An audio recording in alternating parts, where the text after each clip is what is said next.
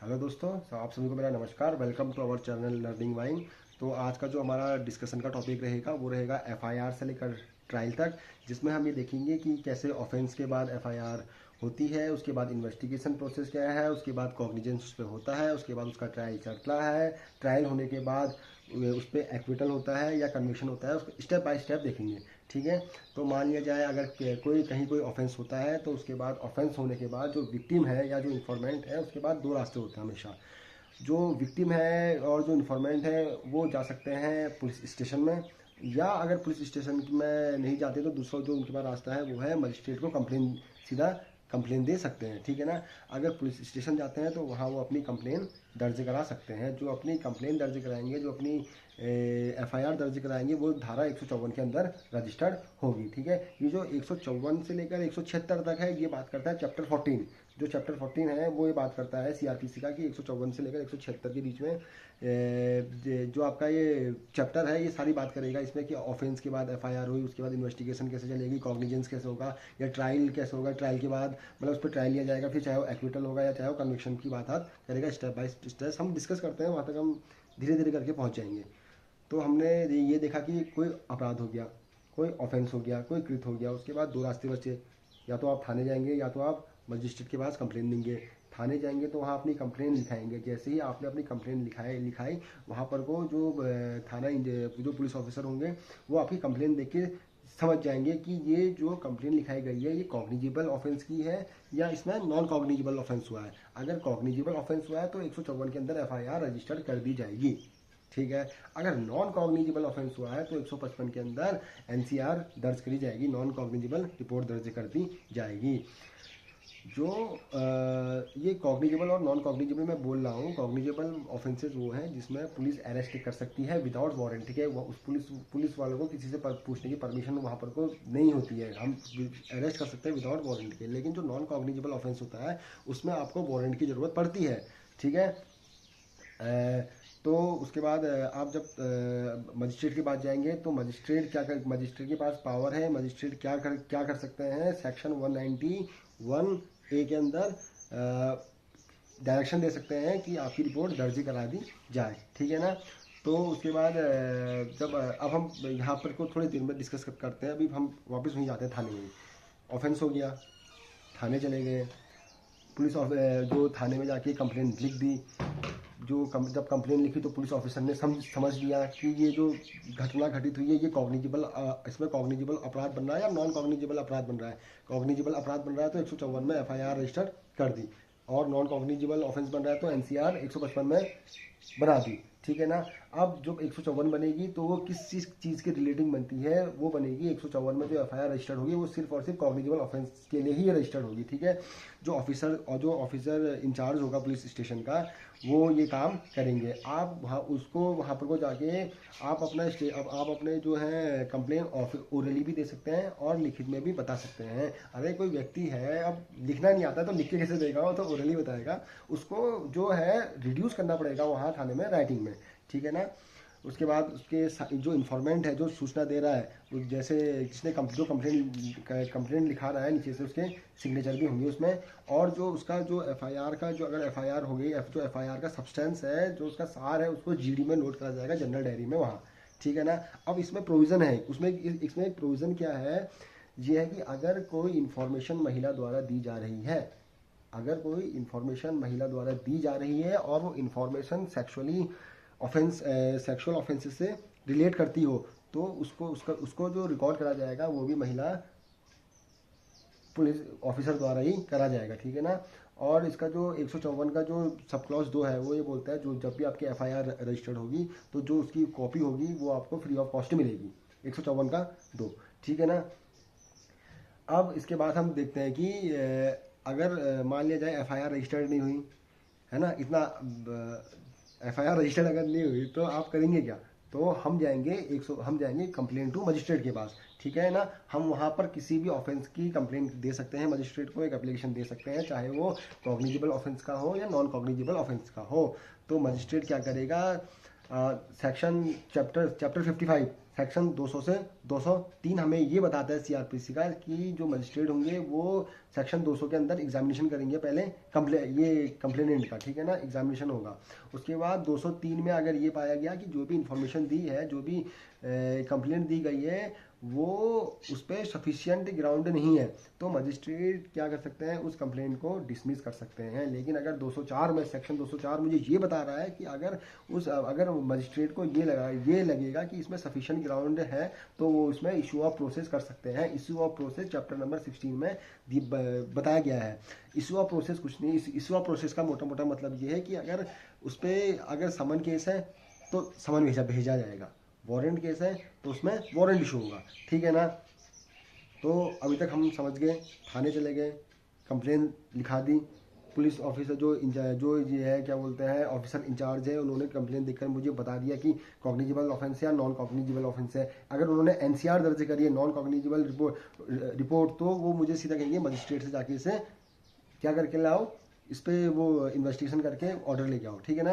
अब 154 जो 3 है, अगर मान लिया जाए 154 में ऑफिसर इंचार्ज पुलिस स्टेशन ने एफआईआर नहीं लिखी, फिर उसके बाद हम जाएंगे 154(3) के अंदर। कहाँ, अगर एफआईआर, अगर ऑफिसर इंचार्ज पुलिस स्टेशन आपकी एफआईआर रजिस्टर नहीं करता है, तो आप 154(3) के अंदर एसपी के पास, एसपी को जो सुप्रिटेंडेंट ऑफ पुलिस है उनको रजिस्टर्ड पोस्ट के द्वारा लिखित में लेटर दे सकते हैं, ठीक है ना, अपनी कंप्लेंट दे सकते हैं, ठीक है। अब उसके बाद जो एसपी होंगे वो क्या करेंगे, वहाँ पर को राइटिंग में देंगे, या तो वो लिखेंगे 2 बातें, फिर वो भी लिखेंगे, या तो इस पर इन्वेस्टिगेशन चलाओ, या तो इस पर इन्वेस्टिगेशन करो, सीधा लिखित में दे देंगे, या तो वो दिशा निर्देश दे देंगे अपने सबॉर्डिनेट को कि इस पर क्या करो, इन्वेस्टिगेशन चलाइए, ठीक है ना।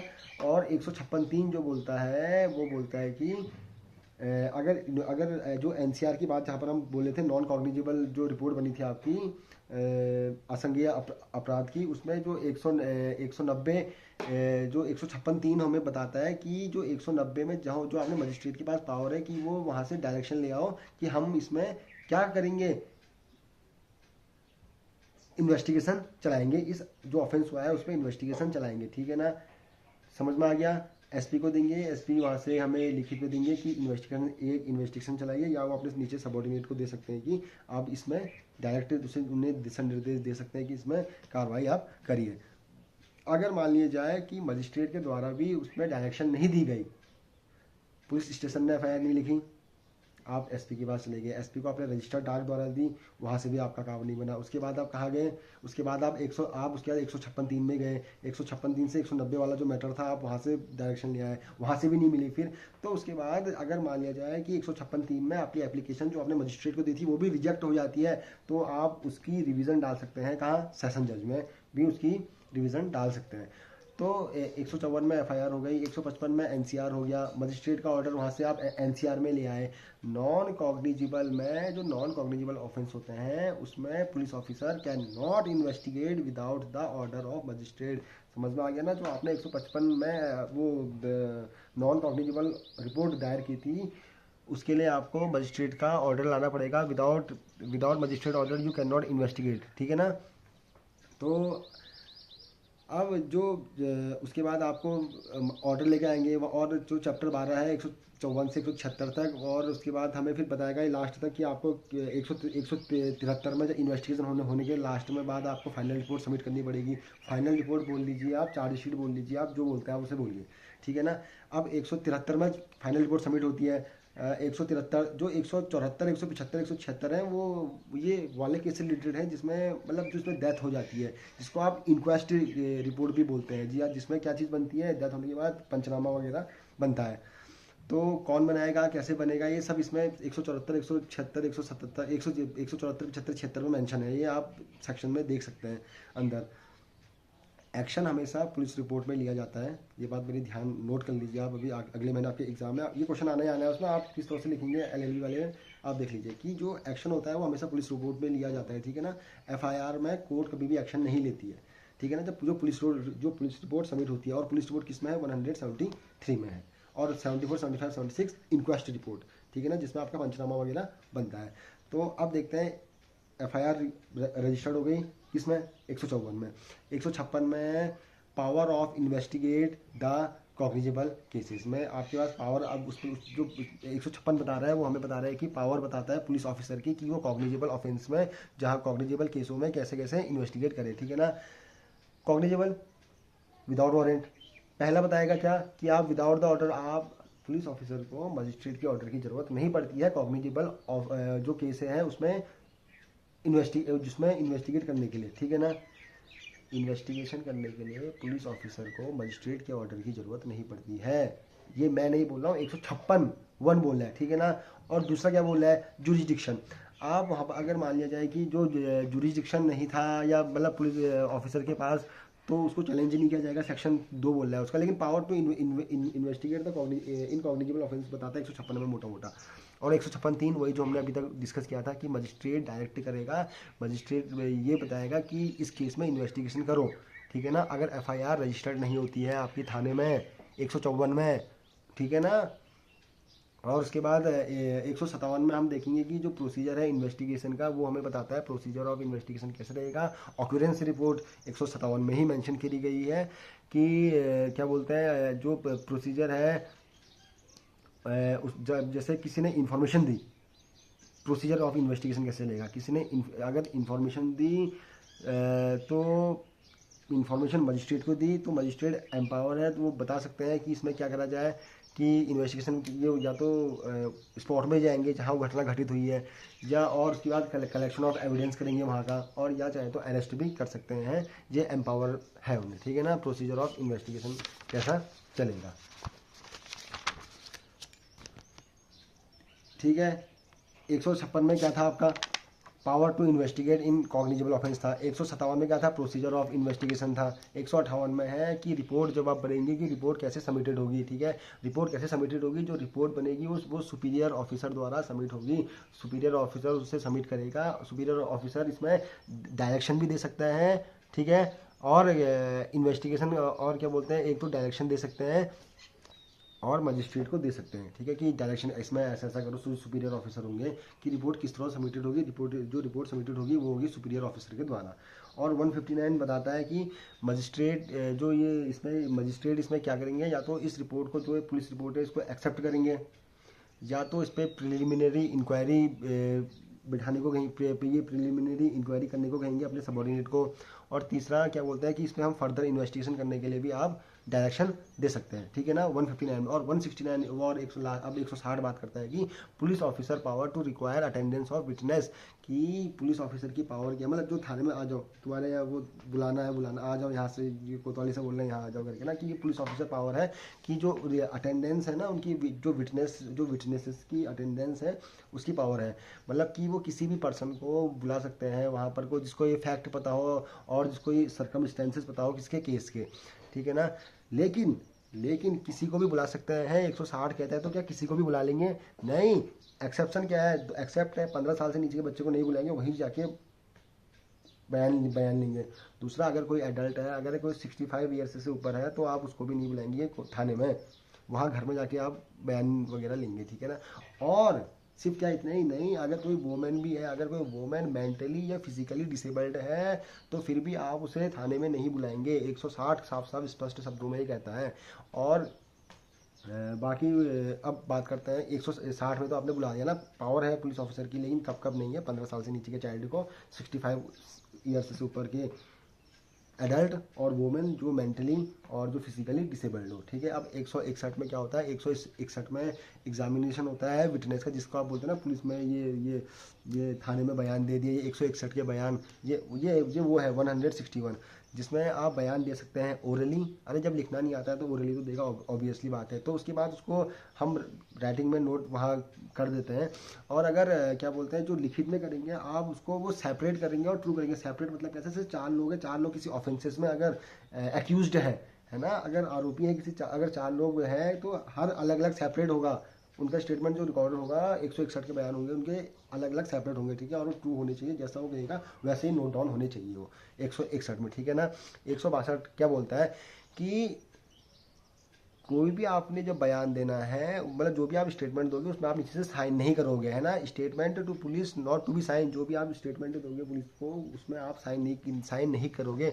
ये 161 के जो आप बयान दे रहे हैं, ये आप इनका उपयोग एविडेंस के लिए नहीं होगा, ठीक है ना। एक्सेप्ट फॉर कॉन्ट्रडिक्शन ओनली, कि आपने यहाँ ये कहा, आप आज यहाँ ये कह रहे हैं, बस। मतलब हम उसको साक्ष्य के तौर पर उपयोग नहीं कर सकते हैं, ठीक है। हम उसका यूज करेंगे सिर्फ कॉन्ट्रडिक्शन के उसमें, क्योंकि भाई वो हिट कर देगा सेक्शन 145 के। सेक्शन 145 किसके? इंडियन एविडेंस एक्ट के, उसको हिट कर देगा। 160 में बुला दिया, क्या किन किन लोगों को छूटा ये भी बता दिया। 161 में आपके बयान नोट कर दिए। 162 में साइन नहीं कराएंगे आप, क्योंकि वो एविडेंस के तौर पर इस्तेमाल नहीं किया जाएगा, वो सिर्फ कॉन्ट्रडिक्शन के तौर पर इस्तेमाल किया जाएगा। 163, ध्यान से मेरी बात सुनना। 161 में जो भी आप बयान दे रहे हैं, जो भी आप थाने में जाके बता रहे हैं, उसमें आपको किसी भी प्रकार का थ्रेट नहीं दिया जाना चाहिए, नो इंड्यूसमेंट, क्योंकि ये सेक्शन 24 इंडियन एविडेंस को भी हिट कर देगा वहाँ पर को, ठीक है ना। और क्या बोलते हैं, लेकिन अगर आपने वहाँ पर को जैसे आपको नो इंड्यूसमेंट होगा, नो थ्रेट होगा, नो कोर्शन, किसी प्रकार का कोई दबाव नहीं दिया जाएगा, जो भी आप अपने बयान वहाँ थाने में देंगे। अगर पुलिस ऑफिसर्स को ऐसा लगा कि जो विटनेस है ये तो प्राइम विटनेस है इस केस का, तो वे उसे मजिस्ट्रेट के पास लेके जा सकते हैं, जाएंगे उसके बाद, और 164 के अंदर उसके बयान रजिस्टर्ड करा देंगे, ठीक है ना। 161 के जो बयान होते हैं वो थाने में होते हैं, और 164 के जो बयान होते हैं वो होते हैं मजिस्ट्रेट के सामने, ठीक है ना। Recording of statement and confession, statement अलग चीज़ है, कन्फेशन अलग चीज़ होता है, ठीक है ना। स्टेटमेंट किसका होता है? विक्टिम का, कि ऐसा, और कन्फेशन किसका? जैसे किसने एक्स ने वाई की हत्या कर दी, एक्स वहाँ पर कह रहा है कि हाँ मैंने इसकी हत्या कर दी, तो ये कन्फेशन है। तो 164 हमें बता रहा है कि recording of statement and confession, ठीक है ना। कौन करेगा? मेट्रोपॉलिटन मजिस्ट्रेट करेंगे या और जुडिशियल मजिस्ट्रेट, ठीक है ना। भले ही उनके पास जुरिसडिक्शन हो या ना हो, स्टेटमेंट रिकॉर्ड करना पड़ेगा। उसके बाद रिकॉर्डिंग ऑफ स्टेटमेंट कब का होगा? ये जो आप 164 में जो बयान रिकॉर्ड करते हो मजिस्ट्रेट में, जो ये सामने ये ये आप कब कर सकते हो? ड्यूरिंग इन्वेस्टिगेशन और any time before commencement of inquiry और ट्रायल, ठीक है ना। एनी टाइम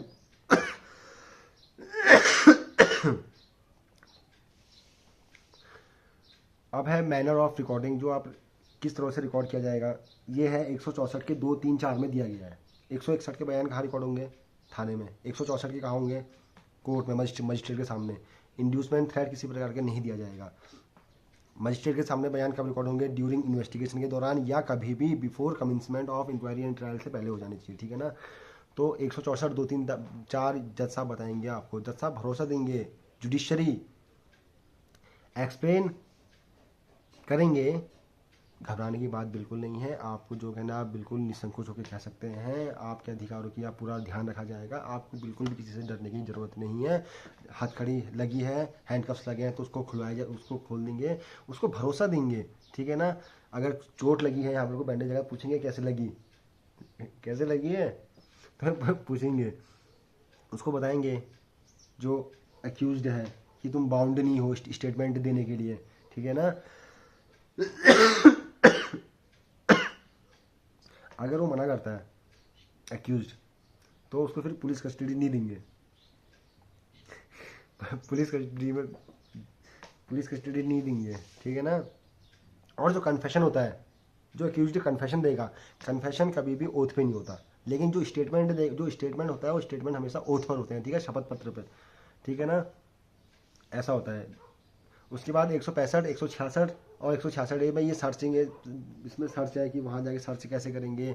आप लेटर ऑफ रिक्वेस्ट देंगे आउटसाइड इंडिया में, अगर आउटसाइड इंडिया के बाहर सर्च करना है तो उसमें अंदर लिखा है, ये इतना मेन नहीं है। आउटसाइड इंडिया अगर सर्च करना है तो सेक्शन 65, 66 आप देख लीजिएगा। अब जब इन्वेस्टिगेशन होगी तो इसमें 2 चीज़ें होगी, या तो इन्वेस्टिगेशन 24 घंटे के अंदर ख़त्म हो जाएगी, या 24 घंटे से ज़्यादा लगेंगे। जब आपने 24 घंटे के अंदर इन्वेस्टिगेशन कंप्लीट कर ली, ठीक है, और आपके पास सफिशिएंट एविडेंस नहीं है, तो अब मुझे क्या करना है, ये मुझे सेक्शन 169 बताएगा। लेकिन जब मेरे पास सफिशिएंट एविडेंस है, 24 घंटे के अंदर मैंने वो कंप्लीट कर ली अपनी इन्वेस्टिगेशन, तो अब मुझे बताएगा सेक्शन 170 कि मुझे क्या क्या करना है। अगर 24 घंटे के अंदर इन्वेस्टिगेशन खत्म हो गई तो पुलिस रिपोर्ट 173 वाली सबमिट हो जाएगी, ठीक है। अगर सफिशिएंट सबूत नहीं हुआ, अगर पर्याप्त मेरे पास साक्ष्य नहीं हुआ, तो रिलीज कर देंगे बेल में एक्यूज्ड को, ठीक है। और जब इन्वेस्टिगेशन मान लिया जाए, ये तो घटना तब थी जब 24 घंटे के अंदर इन्वेस्टिगेशन हो गई। अगर इन्वेस्टिगेशन के बाद दौरान में ये निकला हमारे पास साक्ष्य मिल, हर चीज़ मिल गया, तो हम 173 की जो रिपोर्ट है वो सबमिट कर देंगे। और अगर 24 घंटे के अंदर इन्वेस्टिगेशन हो गई और अगर सफिशिएंट एविडेंस नहीं है तो एक्यूज्ड को रिलीज कर दिया जाएगा बेल पे, ठीक है।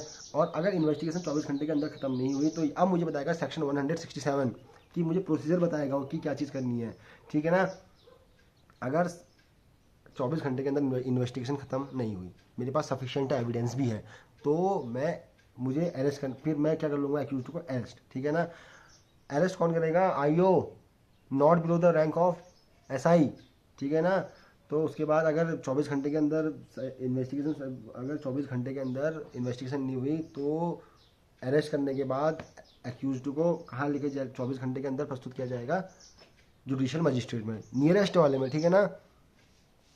और सेक्शन 57 बताता है हमें कि किसी भी व्यक्ति को 24 घंटे से ज़्यादा अरेस्ट नहीं किया जाएगा, है ना, ठीक है। मजिस्ट्रेट उसके बाद जब ठीक है अरेस्ट कर दिया, इन्वेस्टिगेशन 24 घंटे के अंदर नहीं हुई अगर पूरी, तो फिर क्या होगा, वहाँ बताएंगे कि हमारी इन्वेस्टिगेशन 24 घंटे के अंदर पूरी नहीं हुई है, हमें अतिरिक्त समय ही चाहिए। मजिस्ट्रेट के पास पावर क्या है कि वो कस्टडी दे सकते हैं, कितने दिनों की, मैक्सिमम 15 लिमिट, ठीक है ना। क्या कौन सी कस्टडी दे सकते हैं, कोई भी दे सकते हैं, पुलिस कस्टडी भी दे सकते हैं और जुडिशियल कस्टडी भी दे सकते हैं। पुलिस कस्टडी मतलब पुलिस थाने में, जुडिशियल कस्टडी मतलब जेल भेज देंगे, ठीक है ना। उद्देश्य क्या रहेगा कि हम इस पर फर्दर इंक्वायरी कर सकें, हम क्या बोलते हैं, अगर फिर भी उसके बाद भी नहीं होगा, मान लिया जाए कि फर्दर इंक्वायरी के बाद भी 15 दिन के बाद भी आपकी इन्वेस्टिगेशन पूरी नहीं हुई, ठीक है ना, तो हाँ रिलीज़ हो जाएगा वहाँ पर, को बेल पर तो रिलीज़ हो जाएगा उससे पहले। अगर मान लिया जाए कि फिर जो है कस्टडी मिली, फिर उसके बाद इंक्वायरी ट्रायल चलेगा, मतलब इंक्वायरी ट्रायल कह रहा हूँ, वो इन्वेस्टिगेशन चलेगी। अगर कोई ऐसा अपराध किया है उसने जिसकी सज़ा डेथ है, या जिसकी सज़ा लाइफ इम्प्रिजनमेंट है, या जिसकी सज़ा 10 साल से ज़्यादा है, डेथ, लाइफ इम्प्रिजनमेंट या 10 साल से ज़्यादा, कोई ऐसा अपराध किया है, तो उसकी जो उस पर जो पुलिस रिपोर्ट सबमिट होगी, जो उस पर इन्वेस्टिगेशन, जो उसका इन्वेस्टिगेशन का टाइम होगा वो 90 डेज़ का होगा। 90 दिन में उनको अपनी जो है चार्जशीट सबमिट करनी पड़ेगी। लेकिन अगर कोई ऐसा अपराध है इनके अलावा, तो जैसे कि रेप और कोई और कृत्य है, तो उसमें 60 डेज़, ठीक है, पॉक्सो वगैरह के जो भी होते हैं, तो 60 डेज़ के अंदर उन्हें पुलिस रिपोर्ट सबमिट करनी पड़ेगी। अगर मान लिया जाए कि पुलिस रिपोर्ट सबमिट नहीं हुई है दोनों वालों में, डेथ वाले में, 10 साल के वाले में, और ये जिसमें 60 डेज़ के अंदर सबमिट करनी पड़ती है, तो एक्यूज्ड के पास ऑटोमेटिकली डिफ़ॉल्ट बेल का राइट आ जाता है, ठीक है ना। उसे बेल ग्रांट कर देंगे फिर, ठीक है। अगर जुडिशियल मजिस्ट्रेट नहीं हुए तो एग्जीक्यूटिव मजिस्ट्रेट कस्टडी का टाइम दे सकते हैं ना, 24 घंटे के अंदर अगर वहाँ पेश करने गए तो वहाँ पर अगर जुडिशियल मजिस्ट्रेट थे, उन्होंने 15 दिन के वो थी लिमिटेशन थी, 15 दिन तक, 15 मैक्सिमम अवधि 15 दिन की थी जुडिशियल कस्टडी और उसकी वाली कस्टडी का। अगर जुडिशियल मजिस्ट्रेट नहीं हुए तो एग्जीक्यूटिव मजिस्ट्रेट दे सकते हैं, उनके पास जो पावर रहेगी वो 7 डेज़ की रहेगी, वो दोनों दे सकते हैं, पुलिस कस्टडी भी, एक्यूज्ड की, और जुडिशियल कस्टडी भी दे सकते हैं। उसके बाद हम बात करेंगे सेक्शन 171 में आ जाएंगे अब, ठीक है, कि जो विटनेसेस होंगे और जो कंप्लेनेंट होगा कि उसमें कि पुलिस वाले घेर के नहीं खड़े रहेंगे, उनको आसपास नहीं घूमेंगे वगैरह, सेक्शन 171 बताता है। और 172 बताता है वो आपकी पुलिस डायरी या जो case diary, police diary day to day, जिसमें रोज़मर्रा की इन्वेस्टिगेशन लिखी होती है, कि 161 के जो हमने बयान दिए होते हैं थाने में, वो मतलब उसका वो दर्ज होता है, वो ये भी बताती है हमें कि ये वॉल्यूम में होगी। और इस पुलिस डायरी को, केस डायरी को एज एन एविडेंस इस्तेमाल नहीं किया जाता है, ये खाली पुलिस ऑफिसर के यूज़ के लिए होती है, खाली उनकी जो मेमोरी होती है उसको रिफ्रेश करने के लिए, बस हो गया। और 173 में आप वही हम बात कर रहे हैं 173 की रिपोर्ट पुलिस ऑफिसर की जब इन्वेस्टिगेशन कंप्लीट होने के बाद बनती है कि पुलिस रिपोर्ट पुलिस रिपोर्ट अब जरूरी है कि 90 दिन में पुलिस इन्वेस्टिगेशन हो जाती है, 60 दिन में ही बन जाती है, पुलिस रिपोर्ट सबमिट हो जाती है। चार्जशीट 2-2 साल बीत जाते हैं, कहीं कुछ केसों में 6-6 महीने बीत जाते हैं, एक साल लग जाता है। तो इनमें डिफ़ॉल्ट बेल ग्रांट हो जाती है एक्यूज्ड को। इसमें इसकी कोई लिमिटेशंस नहीं है एक्चुअली में, लेकिन इसमें साफ साफ लिखा है कि विदाउट अननेसेसरी डिले आपको ये कब बनानी पड़ेगी इन्वेस्टिगेशन रिपोर्ट पूरी। और अगर कोई ऐसा मसला है जो रेप से संबंधित है तो उसमें 2 महीने के अंदर सबमिट करनी पड़ेगी। और जो अगर कोई और उसका जो ट्रायल है वो भी 2 महीने के अंदर ख़त्म करना पड़ेगा। और जो अगर उसकी अपील हुई है, उस ट्रायल की अपील हुई है, तो उसको 6 महीने के अंदर उसका निस्तारण करना पड़ेगा, ठीक है ना। अगर मर्डर के मामले हैं जैसे फॉर एग्जांपल, तो इन्वेस्टिगेशन डायरी जो इन्वेस्टिगेशन रिपोर्ट जो बनेगी वो विदाउट अननेसेसरी डिले में उसे बनानी पड़ेगी, ठीक है ना। तो रिपोर्ट जो सबमिट होगी वो मजिस्ट्रेट के जो मजिस्ट्रेट होगी उनको सबमिट हो जाएगी इन्वेस्टिगेशन रिपोर्ट। यहाँ पर को आपकी चार्जशीट सबमिट हो गई है, ठीक है ना। ये है अब ये किस में जाना पड़ेगा आपको, चैप्टर 14 में, ठीक है ना। समझ में आ गया। क्विक रीजन चाहिए क्लास में, हमने अभी तक क्या क्या देखा। ऑफेंस हो गया, थाने में चले गए, थाने में चल के कंप्लेंट लिखा दी, पुलिस वाले ने ये समझा कि ये कॉग्निजेबल ऑफेंस है या नॉन कॉग्निजेबल ऑफेंस है। कॉग्निजेबल ऑफेंस हुआ तो 154 में एफआईआर रजिस्टर कर दी, नॉन कॉग्निजेबल ऑफेंस हुआ तो या रिपोर्ट हुई तो 155 में दर्ज कर दी, ठीक है ना। अगर 154 में एफआईआर नहीं होगी, अगर आपकी 154 में एफआईआर नहीं हुई तो आप कहाँ जाएंगे, 190(1)(a) में कंप्लेंट मजिस्ट्रेट को करेंगे। मजिस्ट्रेट वहाँ से डायरेक्शन दे देंगे वो करने के लिए, ठीक है। आप अगर 154 में एफआईआर रजिस्टर्ड नहीं होगी तो 154(3) में एसपी को रजिस्टर पोस्ट के द्वारा भी अपनी कंप्लेंट भेज सकते हैं, ठीक है ना। जब आप मजिस्ट्रेट को भी लिखेंगे वो सब लिखेंगे कि मैं तो ये यहाँ गया, थाने में गया, मेरे संग ऐसी ऐसी घटना हुई, यहाँ जाके मेरी जो प्राथमिकी दर्ज नहीं कराई गई, उसके बाद मैं यहाँ गया, यहाँ से मेरा कुछ नहीं हुआ, ये नहीं हुआ, कंप्लेंट वहाँ पर को देंगे, ठीक है। वहाँ से आपका डायरेक्शन मिल जाएगी, फिर आपकी एफआईआर रजिस्टर्ड वापस से हो जाएगी 154 में। और 155 के लिए आपको मजिस्ट्रेट का ऑर्डर कंपलसरी लेना पड़ेगा, ठीक है ना। उसके बाद 156 में आपने देखा कि पावर देखी पुलिस ऑफिसर की इन्वेस्टिगेट करने के लिए कि कॉग्निजेबल ऑफेंस में अरेस्ट हो सकते हैं विदाउट ऑर्डर ऑफ मजिस्ट्रेट, ठीक है ना। 157 में आपने देखा कि प्रोसीजर इन्वेस्टिगेशन का कैसा है, ऑकरेंस रिपोर्ट कैसे बनती है। 158 में आपने ये देखा कि पुलिस रिपोर्ट कौन सबमिट करता है, आपने ये जाना कि सुपीरियर ऑफिसर सबमिट करते हैं। वहाँ आपने ये भी देखा कि पुलिस ऑफिसर डायरेक्शन भी दे सकते हैं और मजिस्ट्रेट को भी दे सकते हैं। 159 में आपने देखा कि मजिस्ट्रेट क्या करेगा उस पुलिस रिपोर्ट का, एक्सेप्ट या प्रिलिमिनरी इंक्वायरी या फर्दर इन्वेस्टिगेशन के लिए डायरेक्शन। और 160 में आपने देखा कि पुलिस ऑफिसर के पास पावर रहती है कि वो किसी भी विटनेस को एग्जामिनेशन अटेंडेंस थाने आ जाओ करके बुला सकते हैं, लेकिन इसमें कौन सा रहेगा, 15 साल से नीचे का बच्चा और 65 साल से ऊपर का एडल्ट।